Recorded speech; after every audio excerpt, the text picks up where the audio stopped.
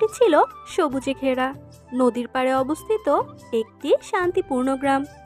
এখানকার মানুষজন খুবই সহজ সরল ও পরিশ্রমী ছিল। গ্রামের এক প্রান্তে একটি ছোট্ট বাড়িতে থাকতেন মালা ও তার মা কমলা।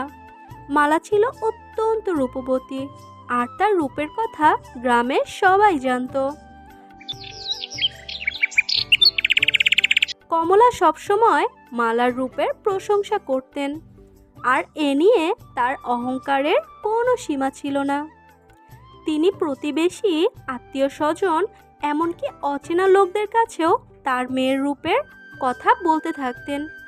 মালা নিজের রূপ নিয়ে এতটাই মগ্ন ছিল যে তার চোখে অন্য কিছুই আর গুরুত্বপূর্ণ মনেই হতো না।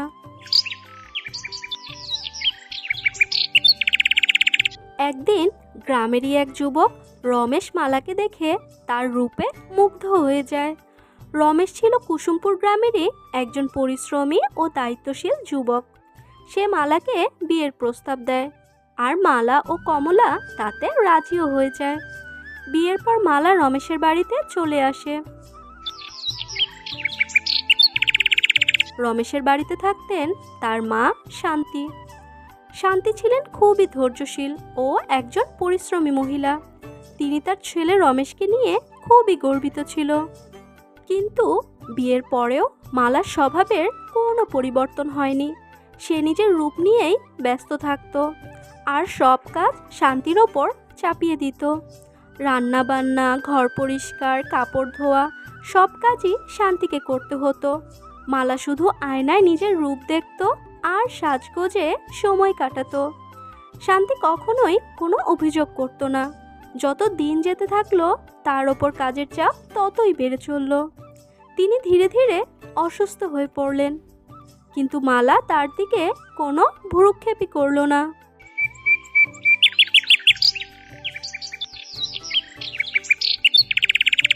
রমেশ যখন দেখল যে তার মা অসুস্থ হয়ে পড়েছেন আর মালা কোনো দায়িত্বই নিচ্ছে না, তখন সে খুবই রেগে গেল।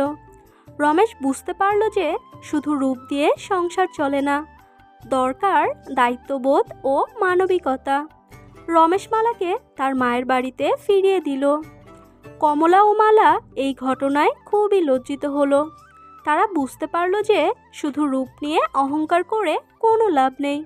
জীবনে দায়িত্ববোধ, মানবিকতা ও অপরের প্রতি ভালোবাসাই সবচেয়ে গুরুত্বপূর্ণ। এর কিছুদিন পর রমেশ আবার বিয়ে করলো। এবার রমেশ এমন একজন মেয়েকে বিয়ে করলো যে শুধু রূপবতী নয়, দায়িত্বশীল। নতুন বউয়ের নাম ছিল রাধা। রাধা এসে সংসারের সব কাজে সাহায্য করতে লাগলো, আর শান্তিও ধীরে ধীরে সুস্থ হয়ে উঠল। রাধার স্নেহ ও যত্নে রমেশের সংসার আবার সুখের হয়ে উঠল। এদিকে মালা ও কমলা এই ঘটনায় খুবই শিক্ষা পেল।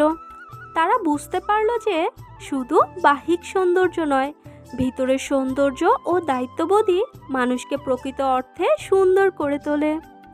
মালা তার ভুল বুঝতে পেরে নিজেকে পরিবর্তন করার চেষ্টা করলো, আর কমলাও তার অহংকার ত্যাগ করে সহজ সরল জীবনযাপন করতে শুরু করলো।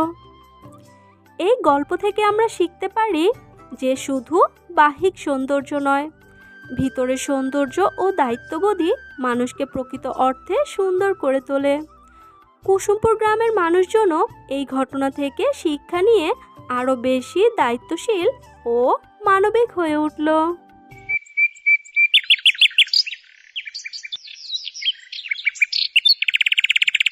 বন্ধুরা, আমাদের আজকের ভিডিওটি যদি তোমাদের ভালো লেগে থাকে তাহলে ভিডিওটিতে একটি লাইক দিয়ে চ্যানেলটিকে সাবস্ক্রাইব করতে ভুলো না কিন্তু।